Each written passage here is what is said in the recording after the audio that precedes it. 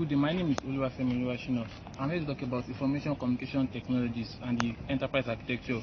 The technology part of information technology consists of hardware, the software, and the telecommunication parts.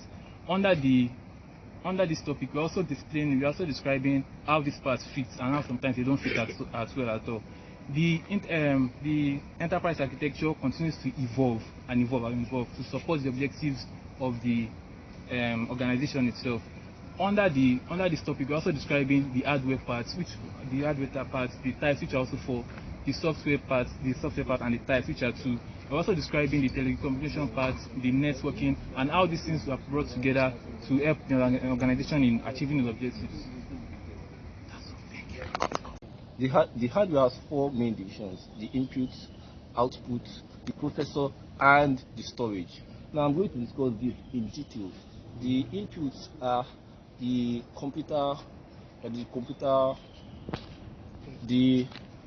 input devices are devices that are used to send information, give instructions to the computer.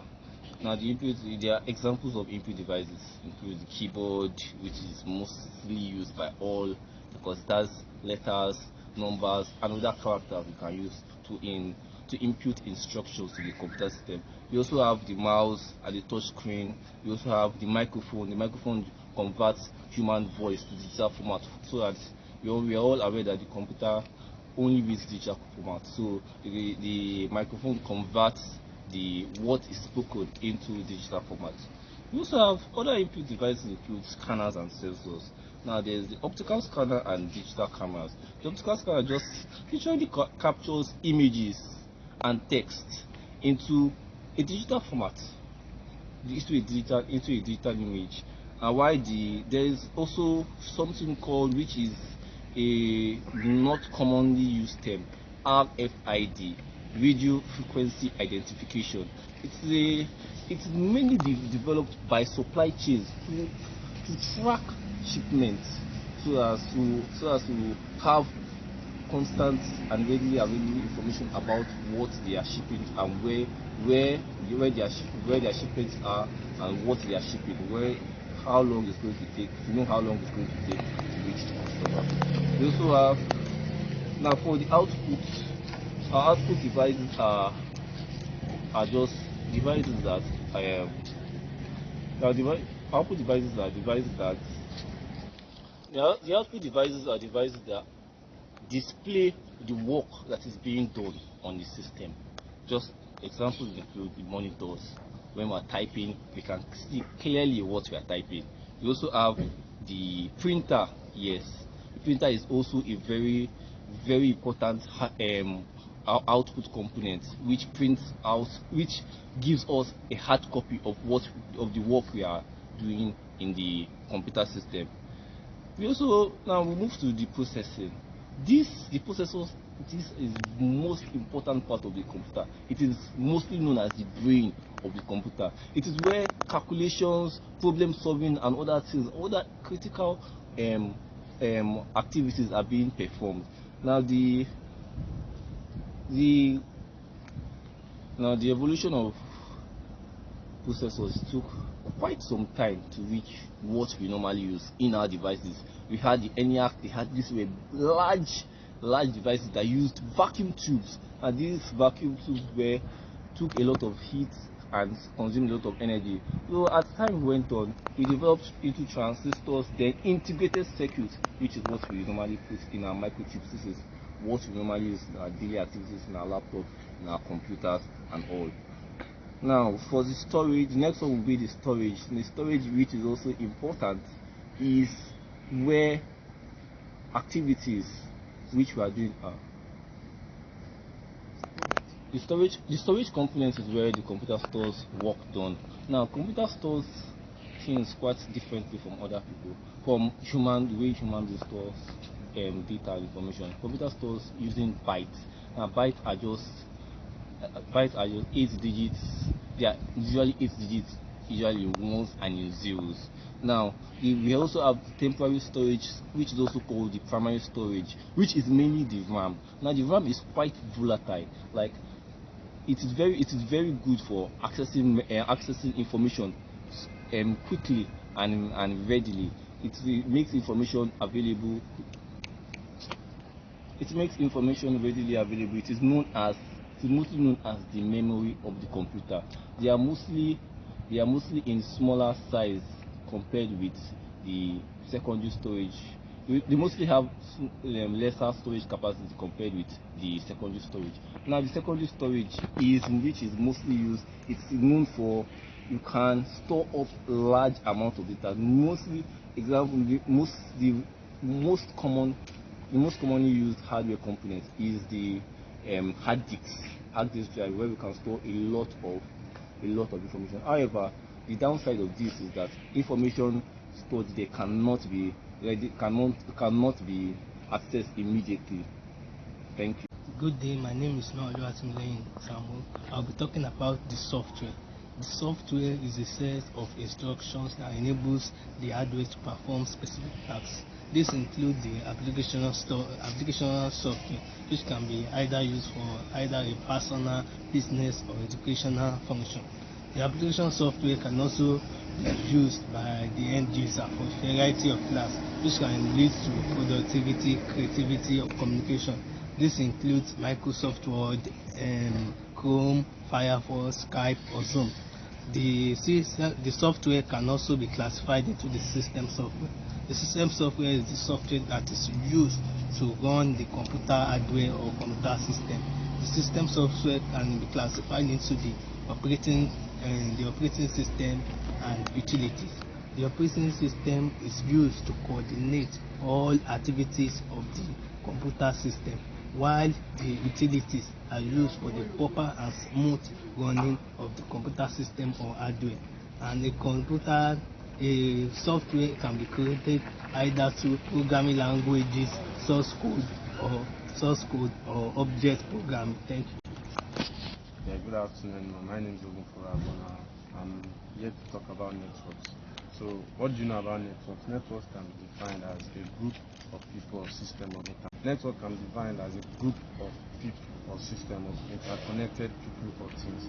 So, network now is composed of three classifications, which is the transmission media, wired media, and wireless media. So, under the wired media now, we have the twisted pair cables.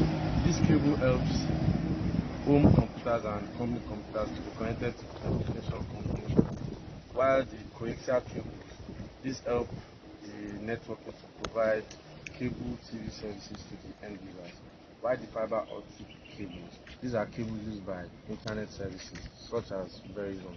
So they help to transmit information as a pulse of light, which is made of which is made of glass or plastic over a long distance. So under the wireless media now, we have the microwave transmission, we have Wi-Fi, we have Bluetooth, we have Spectrum, and we have what we call the last mile. So this microwave transmission is an old form of transmitting information which uses the electromagnetic waves with the wavelength of a normal microwave frequency, which is up to 300 MHz to 300 GHz by electromagnetic spectrums. So we have the Wi-Fi. This Wi-Fi is a facility that helps both smartphones and computers to connect to the internet. And we have the spectrum. This is an invisible radio signal in which the radio signals travel over. So we have the last mile. This is the last leg of telecommunication that provides telecommunication service to the end users. And we have various types of network. We have what we call LAN, which is the local area network. This helps to connect computers within a limited areas, which is like schools, businesses, and all. We have what we call packet switching. This helps to transfer small piece of information to over various networks. And we have what we call peer-to-peer. This is an application architecture which helps to break down workload or tasks among its peers. And we have we call voice over internet. This is also called IP telephony. It helps called Which, voice. yeah. We have what we call the voice over internet, which is also called the IP telephone. It helps to transform. It helps to deliver voice over communication and multimedia to the network. And we have what we call client server. This is a network topology that helps one or more computers to transform servers to various computers. So we have what we call network protocols. We have what we call the Ethernet, TCP, and the wireless. The Ethernet now is a wired form of communicating. Is a wired network that helps. So we have what we call the internet protocols. These network protocols rather. This comprises of the Ethernet, TCP, and the wireless. Ethernet is a wired computing network used in local area networks, metropolitan area networks, and wide area networks. So we have what we call TCP or IP, whichever you want to call it. TCP means transmission control protocol, and IP means internet protocol. These help to set standardized rules which make the computer perform on the network, such as the internet. Alright, so we have network protocols, which is the Ethernet, TCP, and wireless. Ethernet is a wired cable that helps the computer to work on the internet. TCP is used to set standardized rules that allows the computer to operate on the internet. While wireless is the use of radio and other wireless. Yeah. Good day, my name is Sulaiman Abdullah, and I'll be talking about the information and communications technology, the enterprise architecture. Firstly, I would like to define what an architecture is. An architecture is a design of any type of structure. It could be physical, it could be conceptual, it could be real, or it could be virtual. And I would like to define what an enterprise is. An enterprise is an organized group of people that are brought together for a particular purpose, which could be to create goods and services or to produce goods and services. It could also be to deliver or to provide services to people. The enterprise architecture in relation to the IT refers to the representation of the structure of an organization's IT landscape, in relation to the business environment. This reflects the current and the future state or the future uses of IT in an organization. It reflects the future state of IT in the organization and provides a roadmap to reach a future objective in the business processes as regards the IT of an organization. An organization or an enterprise information and communication technology and software. We have the hardware and the software. The hardware refers to the physical aspect of the components that we can see, touch, which includes the mouse, keyboard, and so on.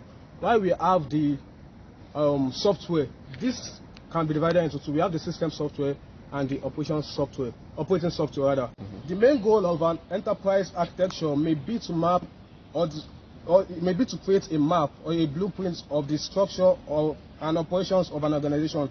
The blueprint includes informations. The blueprint should include information as a map of the IT assets and the business processes. We have some advantages or benefits of the enterprise architecture. Number one, the enterprise architecture helps in decision making. Since the enterprise architecture is a map that gives the direction for the organizations in regards to the IT, it helps in decision making because they know what step to take at what time in regards to the IT or the information technology of the business. We also have, it makes it easier to evaluate architecture against long-term goals. This is somehow similar to the first one because in this time we are talking about the long-term goals. So the IT architecture, since it's a map or the roadmap that leads the organization in order to achieve a particular objective, it helps in order to achieve a long-term goal of the IT with regards to the IT of the organization.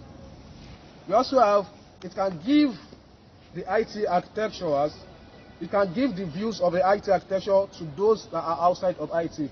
Since it is a map that gives a particular direction to the IT, it helps people that have no knowledge or little knowledge about the IT to be able to decipher whatever the IT processes of the organizations are. And there are some components of the business architecture, the enterprise architecture. The first one is the business mission. The mission states what the organization is expected to achieve.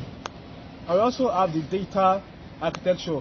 This refers to the way the organization collects data and then transmits information to the people with regards to the IT processes. We also have the applications architecture. The application architecture refers to the way the organization uses or design the application software which the organization uses in the IT processes of the organization. We also have the technology architecture. This refers to the hardware and software components which the organization uses in achieving its IT objectives. The hardware components, as I said before, can be the things that we can see in the IT process of the organization, which includes the mouse, the keyboard, and so on. While the software component refers to set of instructions that makes the hardware components work in an organization. Thank you. In addition of this, and in addition to what my colleagues have also inputted, we have been able to describe the enterprise architecture, what it entails, what it encompasses, and how they also support the objectives of the organization, and the different parts and complexities that make up the organization itself.